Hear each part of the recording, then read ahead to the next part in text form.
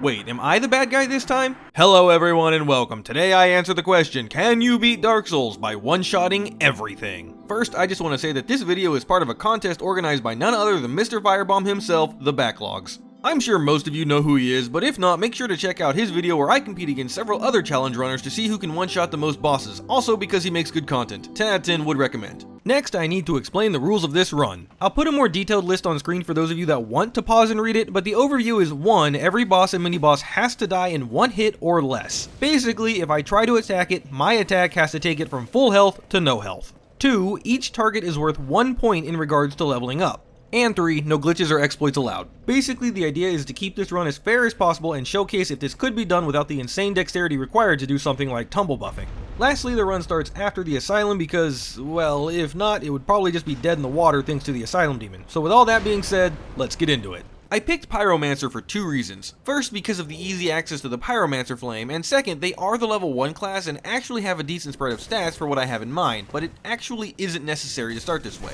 Anyway, Asylum plays out normally, and before I know it, I'm in Firelink. So, first thing I need to do is find a weapon that is worthy of this challenge, because let's face it, as great as the hand axe is, it's not really built for one-shotting bosses. After looking at all the options I have immediately, I decided on the... Well, time is convoluted in Lordran. That's right, today's sponsor is none other than Enlisted. If you're looking for a historically accurate World War II multiplayer shooter with dynamic gameplay that always keeps you in the middle of the action, available on PC, Xbox Series X and S, PlayStation 5, PlayStation 4, Xbox One with cross-platform support, and is free? Well, that is an oddly specific list of criteria, my friend, but lucky for you, Enlisted is exactly that. One of my favorite things is just how in-depth the customization is. Each soldier has their own name and skills. Skills that can be leveled up through experience, giving you cool perks and abilities, but let's not forget about the massive range of firearms to choose from. Literally hundreds of choices.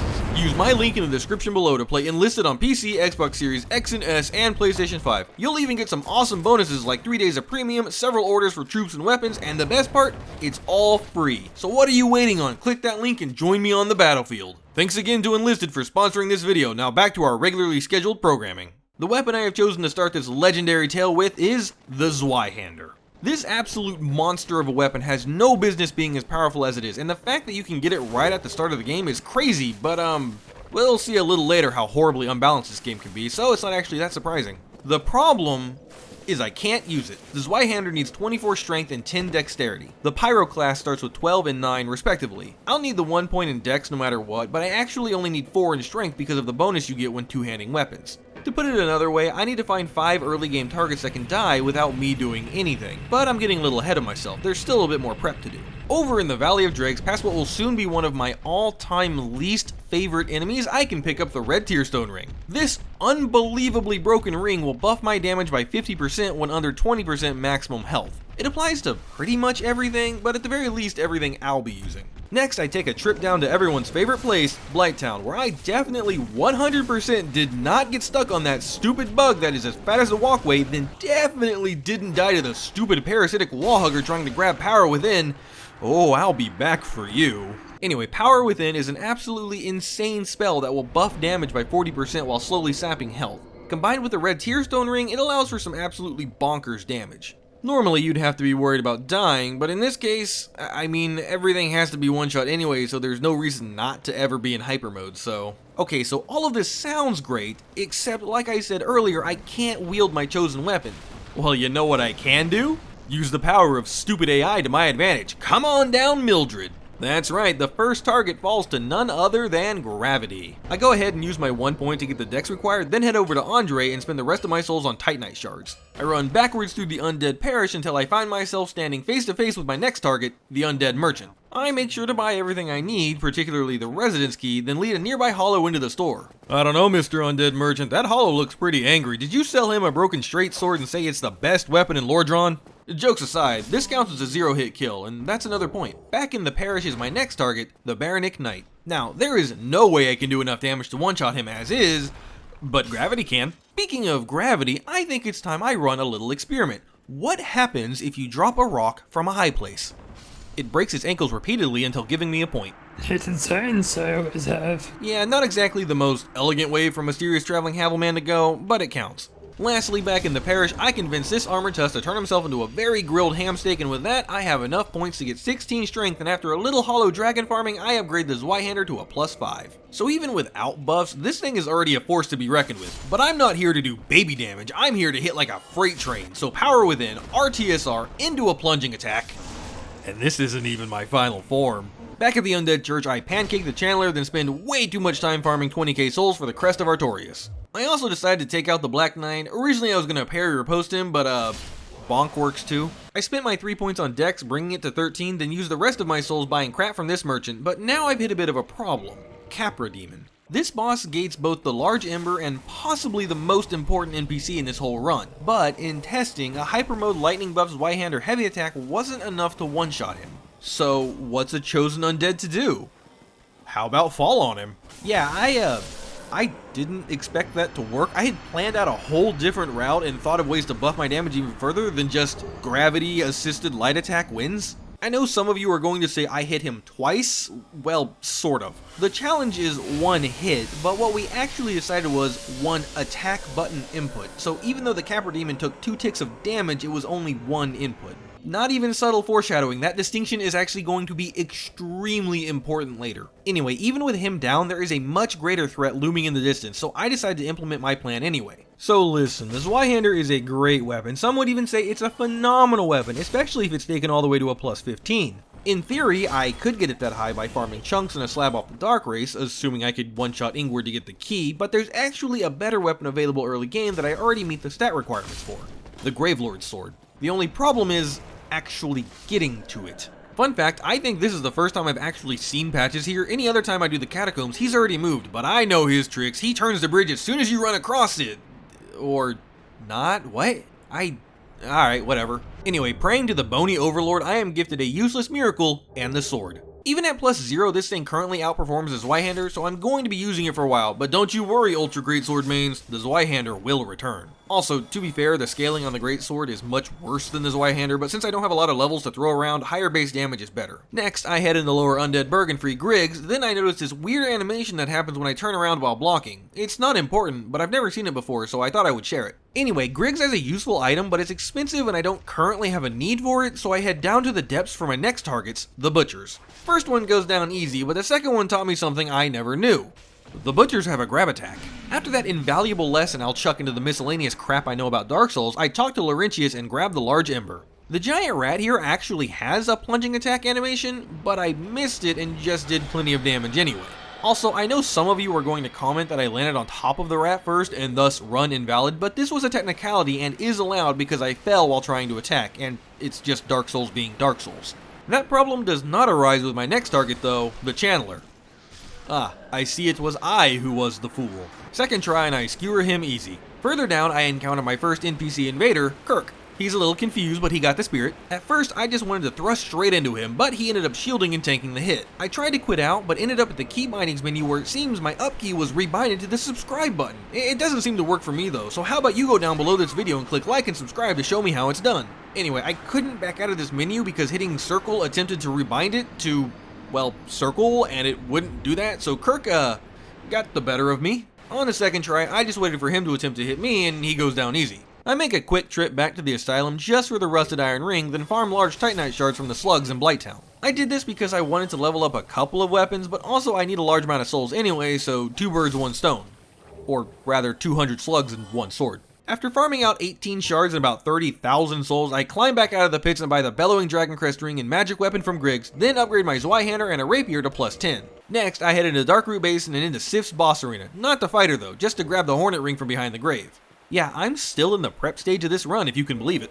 So my plan was to use the Hornet ring and high crit damage of the rapier to one-shot any human type enemies, like the Greatsword Black Knight in the Undead Parish. Yeah, that worked pretty well, and the same fate falls to the Halberd Knight in Darkroot Basin.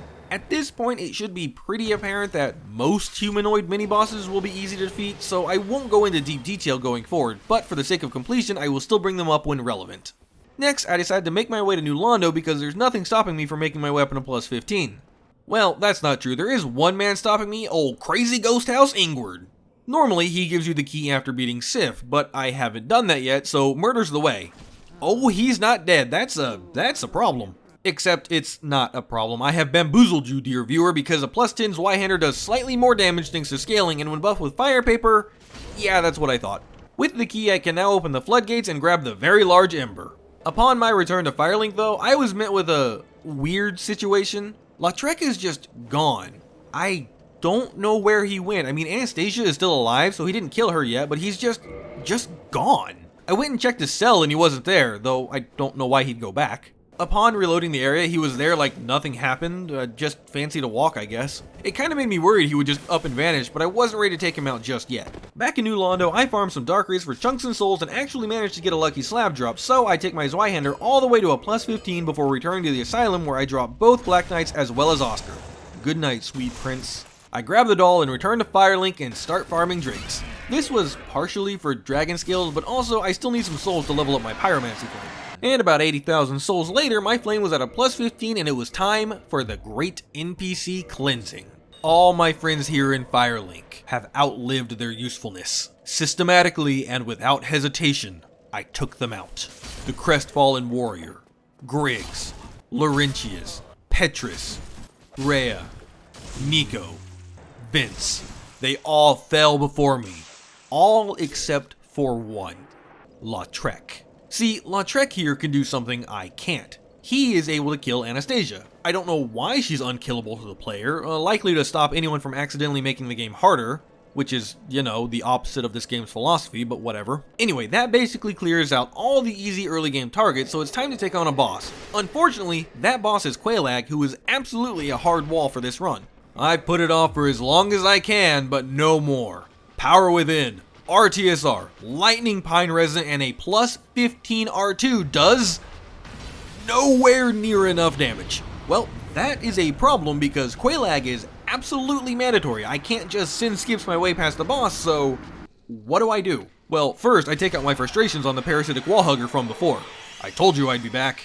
Then I get to grinding, and in my case, it's on these stupid, awful, rotten, terrible Drakes. I hate these things, not all of them, but the one on the bridge, oh, it can die in a fire. I was farming these Drakes for literal hours. It took so long that I was able to max out my Pyroflame before I was done, but eventually, after hours of screaming and crying, praying to Michael Zaki himself, I farmed 25 Dragon Scales. Then all I had to do was make my way down to Blighttown, through the Great Hollow, and arrive at the sandy beaches of Ash Lake, where I was able to walk the Path of the Dragons and get the Dragon Torso Stone. This handy little rock will let you roar, which will boost attack power for a few seconds. Quelaag, I'm back, and it's time I show you my true power!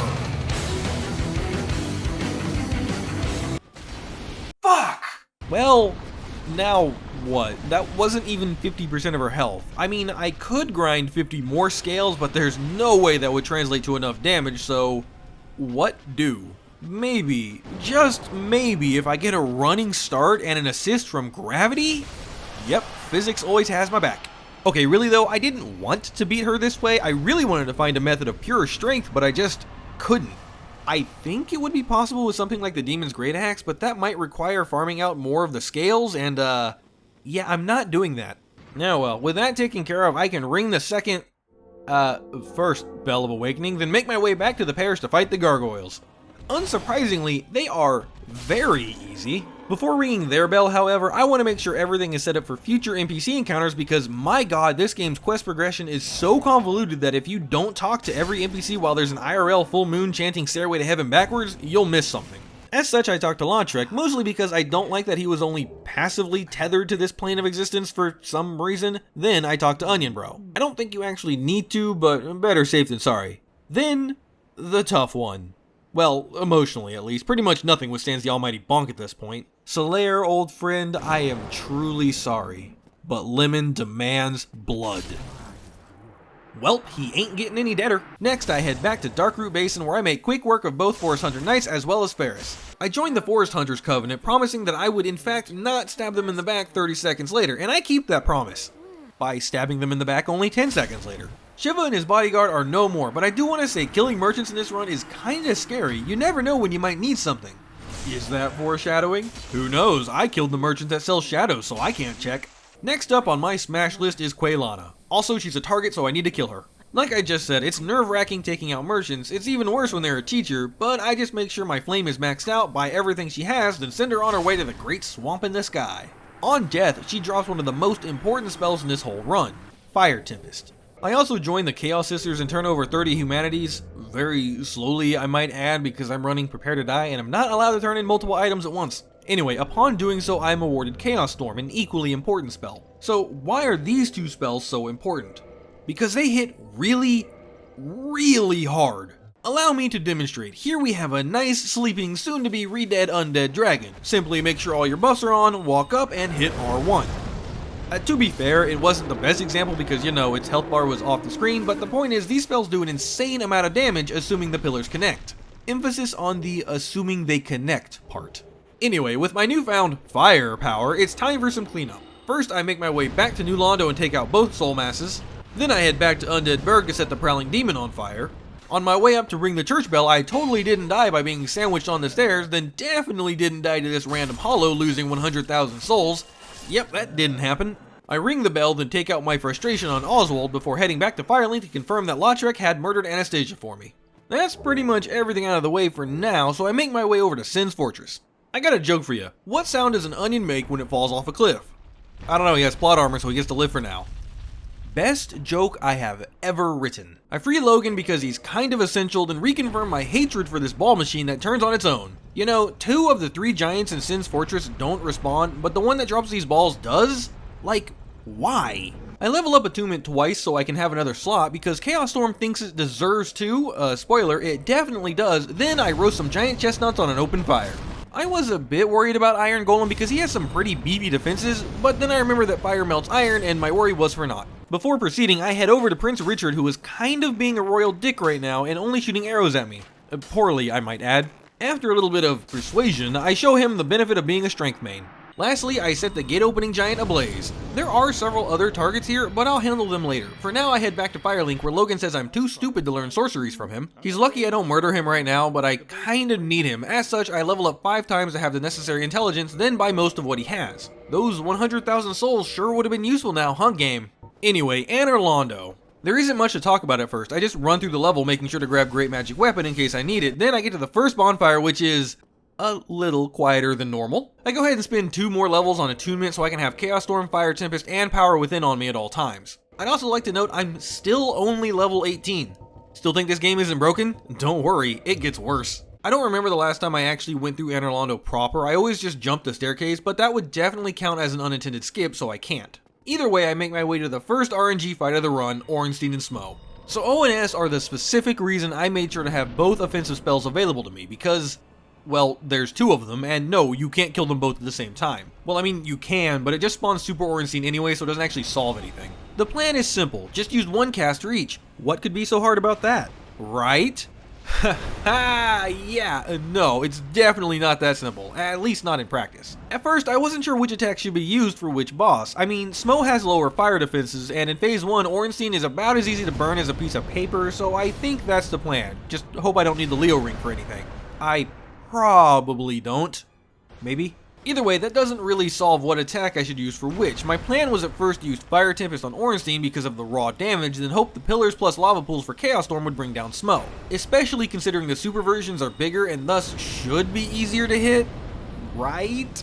Well, even though Smough's gluteus is to the maximus, he still somehow manages to squeeze between all these pillars. I didn't know it at the time, but this was the beginning of my descent into RNG hell. Eventually, I switched to spells and used Chaos Storm on Ornstein. I wasn't intentionally in RTSR range, but I'm glad I was because it true one-shot him. Then I got real lucky with Smough standing still and getting hit by all 3 pillars of Fire Tempest. I might have made this look easy, but this took an hour and a half of attempts just throwing myself at them. If only all the bosses only took an hour and a half. Speaking of things I want to throw myself at, I talked to the Big Booba Lady and she gives me the Lord Vessel. Despite being a unique, non-responding entity, she does not count as a target. I mean, she only has 2 HP anyway. Or should I say 2 HCUPs? Oh wait, why are you hovering over the unsubscribe button? I head back to Firelink and buy everything Logan has, then make my way to the Duke's Archives to... Am I stupid? Don't answer that. Okay, I place the Stupid Soul Soup Bowl, then head back to Duke's Archives, making sure to one-shot both Armored Tusk and the Crystal Hollow General Dude on the staircase before dying to Seath. Joke's on him though, I have the rare Ring of Sacrifice to save my souls and keep away the curse. I make my way through the archives, definitely in one piece, making sure to free Big Hat Logan. Unfortunately, I don't have enough souls to buy all of his spells right now, but there is a boss in the area that can help with that. Down through the forest and past the crabs, I find Seath the Scaleless. Once again, this boss in his infinite wisdom decides to attack me while I'm standing next to the one item that can make him vulnerable. That's fine, gives me time to run behind him and cast Chaos Storm.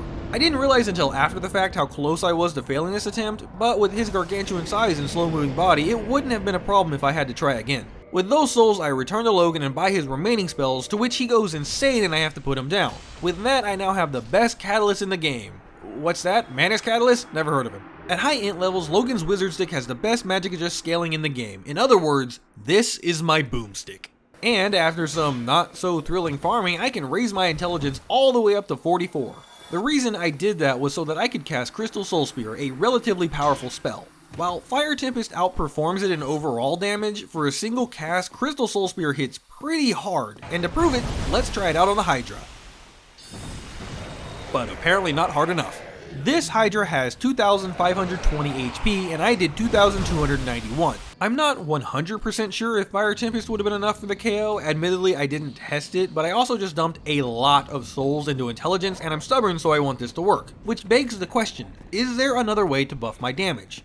Well, yes, actually, so let's do that. First, I need to make my way back to the catacombs and down the pinwheel. Before anyone asks, the council already decided dropping down on this ledge is not an unintended skip, so you don't have to yell at me in the comments that I broke a rule.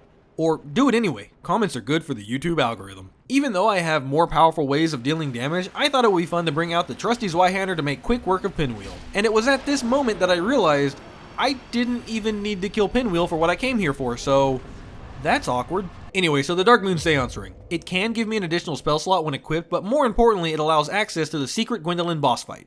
Don't worry, Gwendolyn, you just sit right there, I'll be with you in a minute. Okay, I'll be with you in like 5 minutes, I guess. I originally wanted to bonk him, but I actually forgot to reapply the Dragon Torso buff, so I didn't one-shot him with a melee weapon. To really show you all how stupid I am, when I attempted it with magic, I used Dragon Form just for the looks. I'm a professional challenge runner, I swear. Anyway, Crystal Soul Spear also didn't work, and at this point I was panicking, thinking I would need to chase him all the way to the end of the hall just to get off a Fire Tempest, but I decided to give it a shot just by running at him, and I got this. The most Dark Souls hitbox I have ever seen. He wasn't even on the screen. Whatever, with Gwendolyn down, I can head into the depths and talk to Domhnall and buy...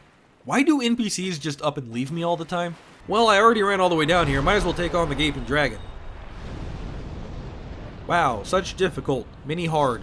Also, apparently I'm just an idiot. See, I thought Domhnall didn't move until after you beat the Gaping Dragon, but apparently it's after you ring both bells? Either way, he's in Firelink, which is great because I want to buy the Crown of the Dark Sun from him. On the upside, this crown boosts my sorceries by 10%. On the downside, no more Dragon Form. In theory, this should be enough to push me over the Hydra's health pool, and in practice, it was! Thank Gwen, because I did not have a plan C. With the Hydra down, I can run over to the cave and quickly free Dust. Then, after talking to her and reloading, I can grab the Dust Crown. This headpiece ups my damage by a staggering 30%. It also reduces my magic defenses by 30%, but if I have to be in hyper mode anyway, it doesn't actually matter. Plus, I am now a pretty princess. I want to do the DLC for a specific and probably obvious reason, so I head back to the Duke's archives to grab the broken pendant, then get thrown into the past by the shape-shifting Master of Darkness, Aku. Wait, wrong franchise. And time direction, I guess. Well, time is convoluted in Lordran. What's that? Trying to justify my stupid joke using dialogue from an already dead NPC? Never heard of him. Moving right along, next up is the Sanctuary Guardian. I didn't really have a plan for him. Not because I thought it would be really hard, no, just the opposite in fact. He has several animations where he just stands still, so it's pretty easy to get a Fire Tempest off. Okay, well I guess he heard me talking shit, but he died too, so it doesn't matter. Next up is Artorias, and I know what you're thinking. This will be impossible. Ah, ye of little faith. Or more accurately, ye of little pyromancy. I will admit it requires a little bit of favorable RNG for him not to jump at us, but look at that damage. Easy, easy boss. Sure enough, a couple tries later, it's a swing and a miss for Artorias. Not gonna lie, that duck under the attack was pretty satisfying. I run through Oolacile where I set my first of several mimics ablaze, then teach Chester what happens when you invade my game. Then the bloat heads immediately remind me what game I'm playing. Since real Chester serves no purpose now, I also delete him. I spent like 5 hours farming drakes, then this thing drops on the first bloathead sorcerer I kill. Why can't I find these things when I want to? It's a challenge runner's curse, I tell ya. Through Oolacile and into the chasm of the abyss, hidden away in a dark corner, I find my prize. Yep, that tracks. Dark Bead is probably the most broken spell in Dark Souls 1. Hell, maybe even the whole trilogy. There are very few things in this game that can withstand a full hyper-moded point-blank Dark Bead, and for us, that's perfect. So, I think it's time to do some cleanup. First, I take care of the 4 Prowling Demons in Sin's Fortress, as well as the Mimic. In Anor Londo, it's the 2 Gargoyles. Then the 4 Mimics, making sure to grab the Occult Club, and the Prowling Demon. In Duke's Archives, I nuke both Mimics, and the 2 Golden Golems. Finally, I finish off with a boss I could have done much sooner, the Moonlight Butterfly. I wasn't even fully powered up for that one. I grab the Divine Ember so I can have Andre downgrade the Occult Club to Divine. I don't actually know if you need the corresponding embers to downgrade weapons like this, but the boss had to die either way, so it doesn't matter. I then make my way back to the Catacombs where I make quick work of the Prowling Demon, the Great Axe Black Knight, and Vamos. Past the already deceased Pinwheel, I enter the Tomb of the Giants and meet Patches. I'm pretty sure I don't need him for anything, so... After that, I also take care of the Halberd Black Knight. Next up is an invasion from Paladin Leroy. Back near the beginning of this run, I thought about using Force or Wrath of Gods to push several NPCs off, Leroy included, but if I did that, I wouldn't get his items. Combine that with the fact I have put absolutely nothing in the Faith, and anyone that can teach me miracles is long dead. Leroy here gets a set of beads to the face. Finally, it's time to take on a boss. Like a real boss, not the Moonlight Butterfly. Grave Lord Nito. Yep. Okay, so first I use my Divine Club to take out the skeletons because, let's be real, they're the actual boss fight. Then I just erupt fire underneath him and that's it. Nito isn't even hard in a normal run, so here he was even less threatening. Right, with that Lord Soul taken care of, it's time to make my way through the Demon Runes. I didn't come here sooner because there's more than one boss completely immune to fire, and, you know, Fire Tempest isn't called that because it shoots pools of red Gatorade. First boss up is Ceaseless, and of course we gotta cheese it. Dark Bead shoots out 7 orbs, so in theory it's 7 different little hitboxes that can be used to knock him off the ledge, and that didn't work. So is that a problem? No, because it does so much damage it doesn't matter. Moving right along, I get invaded by Knight Kirk again, and for old time's sake, I give him the classic beatdown. Demon Fire Sage, more like demolished by Dark Bead Sage. After doing my Pyromancer only challenge, I have a special place of hatred in my heart for the Centipede Demon. Fortunately this time, he gets absolutely annihilated by Dark Bead. At this point I was walking around with nearly 250,000 souls in my pocket, and it was starting to make me anxious, but there wasn't anything I could spend it on. I wasn't at the final soft cap of intelligence yet, but honestly, I didn't need more damage. Vitality would be pointless because I need to be sub 20% of my maximum health at all times anyway, and strength and dexterity probably wouldn't be useful since I don't plan on using a melee weapon anymore. I ended up dumping 14 levels into endurance, hoping I could at least mid-roll in mostly Havel's armor, but this was honestly just a waste of points because, well, I'm still fat rolling even in the stone armor. Oh well, next up is Kirk, and how many times do I have to teach you this lesson, old man? Apparently 3, because this is the last time. I also show this Daughter of Chaos that faster spells are better. If only there was some way to increase casting speed. Before progressing, I need to wrap up a questline that I started ages ago, so I rescue Siegmeyer from the swampland, then head back to the Duke's Archives where I run into a little bit of a problem. See, I need to one-shot this golem to free Sigleen, but he got some beefy physical defenses and Darkbead actually doesn't one-shot him. And if Darkbead doesn't work, there's no way I could bonk him to death. Fire Tempest would absolutely melt him, but I'm worried I'll hit Sigleen too. Fortunately, Great Fireball does the trick.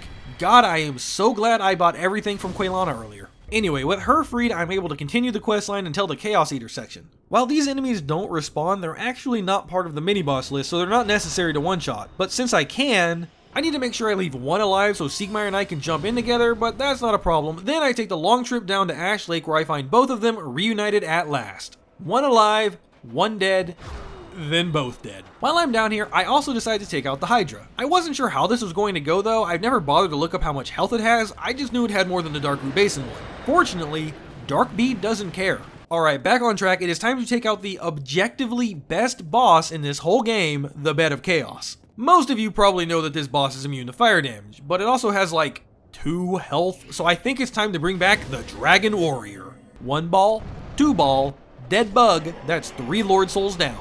But before progressing, it's time for a little more cleanup, so I take care of the Stray Demon, the Hellkite Drake, Dom Hall, and the Crestfallen Merchant. Then it's back to Anor Londo to admire some fine artwork. No, not that artwork. That artwork. So I'm not super familiar with the painted world. I always just jump over the ledge and open the gate, but I can't do that this time. I slowly and cautiously make my way through the level until I'm out in the courtyard, almost there, only to get jumped by this one random torch hollow. Where did he even come from? Whatever, it's fine. The first target here is Jeremiah, nothing a proper Darkbeat can't handle. Next is the Undead Dragon, who goes the way of the other Undead Dragon. Then the final challenge of this area, the sewers. Aptly named, the Bone Zone. I haven't navigated this area for literal years, always opting to do the dragon butt skip, so I figured it would be a real pain. But no, down the ladder, take a left, take a right, and you're done. Well, those souls are gone forever, but it's fine. Now let's talk about the boss of this area, Priscilla.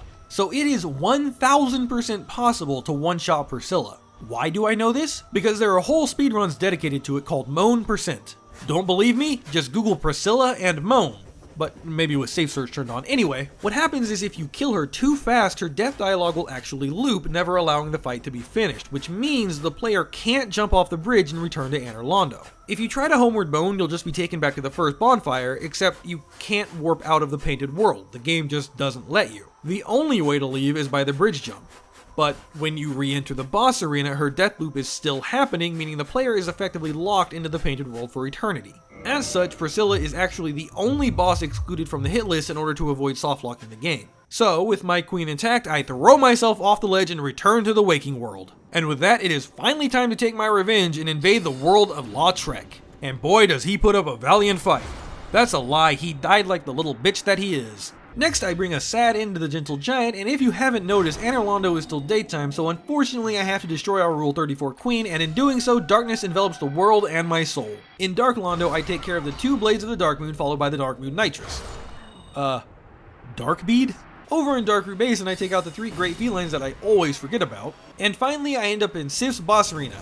I thought by one-shotting this boss, I wouldn't feel bad because I skipped the sad limping animation, but no, still feels bad. I then head back to Firelink to take out the other undead merchant before finally stopping to kill my least favorite NPC in the game, Rickert. Every other NPC has made me sad to kill, but I'm going to enjoy this, Okay, well if Fire Tempest doesn't work, maybe Crystal Soul Spear. Darkbead? Okay, this might be a problem. What about Great Chaos Fireball? No? Chaos Fire Whip? Okay, wait, I remember in my Baby Easy Mode video, I used Dark Frog to kill the Snake Man in the Duke's Archives. Maybe that'll work here. So I head back to Oolacile to grab it and take out the Mimic while I'm there. Okay, hopefully this will work. Oh no. So these bars just seem to be impenetrable. Is Rickert just invincible? Surely there's a way to kill him. Then I realized I was thinking too hard. See, the one thing you can always count on when playing Dark Souls is jankiness. The rolling R1 from the Zweihander, who would have thought? Obviously the first hit wasn't enough to kill him, but a quick reload to make sure he's at full health, and with an RTSR boosted Crystal Magic weapon, he goes down. That takes care of almost everything in the base game, so I think it's time to tackle the DLC. First, I use the Crest Key to talk to Hawkeye Go and convince him to blast a dragon out of the sky before sending him on his happy way. Then I make sure Karan and Artorias can meet each other in the next life. With that out of the way, it's time for me to start throwing myself at Kalameet. So up until now, every target has been easy because I literally just have to walk up to the boss and hit R1 and they drop dead. Sure, there were a couple that were more involved like ONS, but overall it wasn't so bad. Kalameet, however, marks the beginning of the end. The way to one-shot him is to be in full hyper mode and cast Fire Tempest to where all 3 damage ticks can occur. I know what you're thinking, but Doom, that just means walking up to the boss and hitting R1, same as everything else. And you know what? Fair, completely true, except you're forgetting one simple thing. Kalameet isn't just gonna stand there and take it. Kalameet will in fact do everything he can to turn me into paste, or barbecue, or perhaps both. At any point, he could just jump away, or puke fire all over the battlefield, maybe practice his dance moves by spinning in place. In fact, even on the winning attempt, the game still showed some jank with his side bite attack just going over my head. I mean, I know I'm ducking in my animation, and sometimes this game's hitboxes are tight, but on Kalameet? Really? Can anyone out there say they've ever seen normal hitboxes on this boss? Whatever, he's dead and that's what matters. Now, only 3 bosses remain. Manus, the 4 Kings, and Gwyn. But now, dear viewer, it is time for you to join me on my descent into absolute madness. Manus, Father of the Abyss. So take everything I just said about Calamite and then dial it up to 11. No, not even 11. On a scale of 1 to 10, it's like a 76. I spent hours throwing myself at this boss. You know how many dead bodies there are in New Londo? Yeah, all of those are mine after doing this. Since I was save scumming outside the door, and my god, I feel sorry for anyone doing this with the run back, each attempt took me about a full minute, and I was at this for like 5 or 6 hours. That means under the best conditions, I attempted this somewhere in the ballpark of 300 to 400 times. Just load in, power within, roll, cast, die, repeat. Clearly he isn't losing more than half his health per damage tick, meaning 2 pillars connecting isn't enough, but are 3. Well, it doesn't look like it, and that's because it's not. 6,033 damage. After however many attempts, I managed to land all 3 damage ticks, but it wasn't enough. Manus has 6,665 HP, meaning I'm 632 damage short, but I'm already at the maximum damage potential for buffs. RTSR, Bellowing Dragon Crest, Power Within, and the Dust Crown casting Fire Tempest from a +5 Ascended Pyromancy Flame. To my knowledge, there is no combination of buffs that will allow you to do more damage than that. So then what? I just stop? I mean, Manus is part of the DLC, he isn't mandatory, so do I just let the Father of the Abyss live? Do I just give up? Well, in my downward spiral of insanity, I kept trying, hoping that a miracle would happen. Perhaps a solar flare would flip a bit in my game, giving him a 1 HP, and then it technically worked. Alas, that day never came. But then, a flicker of hope appeared. I suddenly dealt 2,816 damage in one attack. Where did that extra boost in damage come from? Well, you see, when I cast my spell, Manus happened to be jumping away from me. That's right, Manus can take counter damage. Or instability damage, I don't know, but it doesn't really matter. What matters is that we can change the equation from 3 times 2011 to 2 times 2011 plus 2816, and suddenly I deal 6,838 damage. And 6,838 is greater than Manus' total HP. So, if I can successfully dodge and cast Fire Tempest, and if he decides to jump away taking counter damage, and if I can hit all 3 separate pillars, theoretically, I can one-shot Manus. So with this teeny tiny fleeting flicker of hope in my heart, I kept trying. Over and over and over again, I kept trying. Slowly, it ate away at me, thinking there has to be something else I can do. There just has to be. Then I remembered something I wish I had remembered ages ago, that you can actually increase your casting speed in Dark Souls 1. For some reason, casting speed is tied to dexterity. I don't know why that's the case, but okay, so I went and farmed 22 levels for dexterity. Why 22? Because my 3rd grade reading comprehension told me that the change starts when you hit 35 dexterity and caps at 45. To make it worse, since I didn't and still don't fully understand how this mechanic works, I was afraid that increasing my casting speed would increase the speed at which the pillars spawn, meaning it might have been possible to spawn them so quickly Manus could no longer be hit by 3 separate ones. That little bit of worry ate away at me as I kept trying, but I didn't have a choice. I had seen the 2 halves of the equation in practice, and the answer in theory, so now all I had to do was make it a reality. And after what felt like so long, this happened. I had done it. I one-shot Manus, Father of the Abyss. I know this probably isn't the first time someone has done it, but my god, this is one of the most satisfying kills I've ever done in any of my runs, and if I never see Manus again, it'll still be too soon. My joy and relief, however, quickly melted away to more pain and despair. Why, you ask? Well, you see that woman laying down in the background? That's Dusk of Ulasil. Do you know what NPC doesn't respawn if you reload the area? That's right, Dusk of Ulasil. In killing me, Manus forced a reload of the area, meaning Dusk is just unkillable, so that's cool. I thought about redoing the fight, but you know what? No, there is not a shadow of doubt in my mind that I could kill Dusk, so she gets to live another day. That is until I go back to my time and promptly flatten her. This also kills Elizabeth in the past for some reason, but whatever. Before going any further, there are still 3 NPCs left. Ingi, you definitely got to live longer for no reason. The Fair Lady, I'm sorry your fate has come to this. Lastly, Andre, old friend, this hurts me more than it hurts you. Well, not exactly, but you know. With that out of the way, it's time to talk about the 4 Kings. I do not even know how to structure this section in an attempt to convey how utterly improbable this kill is with this setup. Note that I said improbable, not impossible. That is because it is theoretically doable, but let's go over the reasons why you should never attempt this. First, as per the rules, I am not trying to one-shot a king, I have to one-shot the 4 kings. As in, this whole health bar. Collectively, they have a total of 9,604 health points. Individually, they each have 2,353. Doing some quick math, that means we would have to fully deplete 4.08 kings worth of health bars. Unfortunately, only 4 kings can spawn at a time, but that part actually isn't the problem because, as I said, we can do well over 2353 points of damage in a single hit. But there is one very important thing that makes this much more difficult.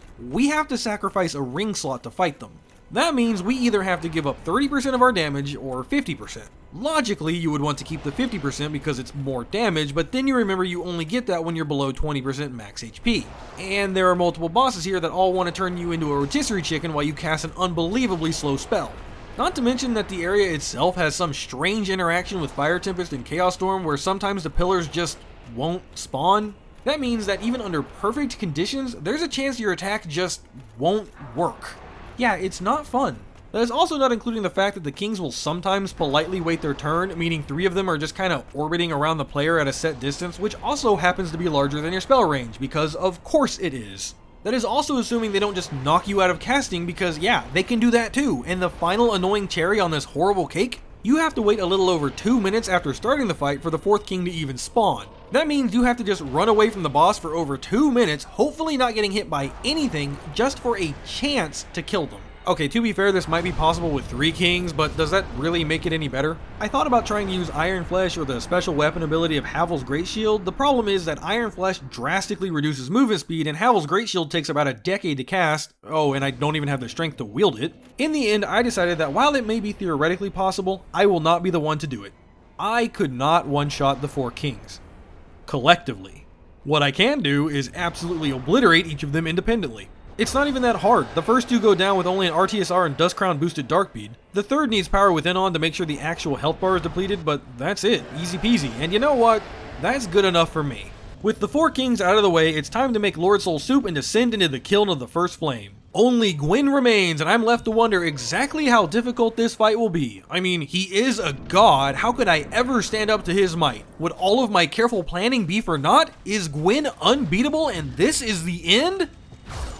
Nope, he dies to 1 Darkbead. I just want to say a quick thanks to today's sponsor again, Enlisted. The game is a lot of fun and I'm so glad they approached me with this opportunity. And don't forget, you can click my link in the description below to get some awesome bonuses and start playing now for free. And my dear viewer, I look forward to seeing you on the battlefield. Thank you all for watching, and if you've made it this far, please consider giving a like and subscribing. It helps the channel out way more than you know, and an extra special thanks to my patrons. Stay beautiful, y'all. And don't forget to check out Lemon's video of our contest to see how I stacked up against several other runners.